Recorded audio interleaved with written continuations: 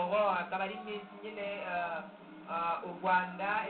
2012 ariko icyo twababwira nuko abantu hano babyishimiye rwose abantu bari bakubise rwose ihema ryaryo hano kuri Expo Ground abantu bari benshi cyane ariko muri aka kanya abenshi bakaba batangiye gutaha uwo Miss Rwanda rero akaba yegukanye ibihembo byinshi ariko nicyo twavuga ni imodoka yegukanye tukaba twavuga nanone urugendo rwo kujya muri Afurika y'Epfo ndetse hari na hoteli muri Afurika y'Epfo yamwemereye yuko izamucumbikira mu gihe cy'iminsi niba ntibeshye igera kuri 4 nyuma yaho kandi akaba twavuga yuko urwo rugendo yaruhembewe cyangwa se icyo gihembo cy'urugendo yagihawe na Rwandair akaba ariyo ibumugeze muri Afurika y'Epfo. Evelyn rero muri aka kanya ngira ngo ntabwo ari byinshi dufite twavuga nyampinga w'u Rwanda agenda wenyine cyangwa abanyarwanda bamubonye icyo twakora ni ukwishimira nyampinga w'u Rwanda kandi tumutezeho byinshi nk'abanyarwanda.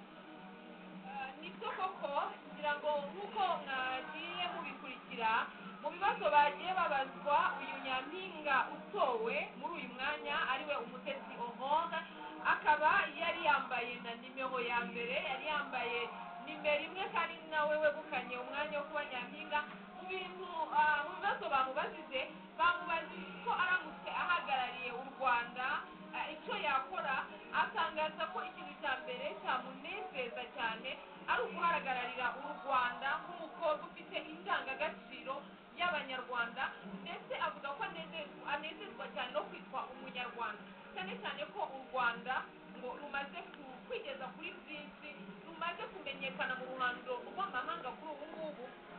n'igihugu kirimo kirihuta mu iterambere. Ni umukobwa rero wakunze kugaragaza ubwiza ariko nanone bijyanye bimwe bavuga ngo ubwiza bujyanye n'intego n'umuhanga n'ibwiza yahise abandi mu by'ukuri hano hari akanama nkemurampaka k'abantu 7 ariko kandi sinabo gusa kuko na public cyangwa se n'abantu bari bateraniye hano niwe bahaga amahirwe siwe gusa na mugenzi w'imbuye igisonga cya mbere Natasha niwe mwiza rwose Natasha niwe mwiza hagati ya Aurore ndetse na Natasha byanze bikunze haraza kuvamo nyampinga w'u Rwanda niko bigenze rero ariko akaba afite ijosi ryiza iri josi nta wundi mukobwa abanza urifite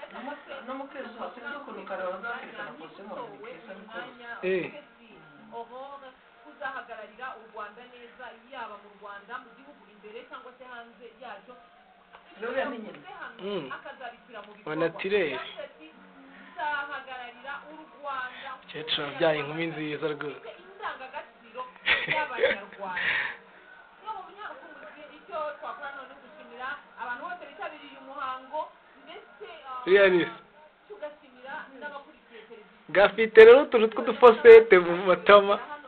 bashoboye gutora ku rubuga rwa interinete kugira ngo ni uku nguku babitekerezaga.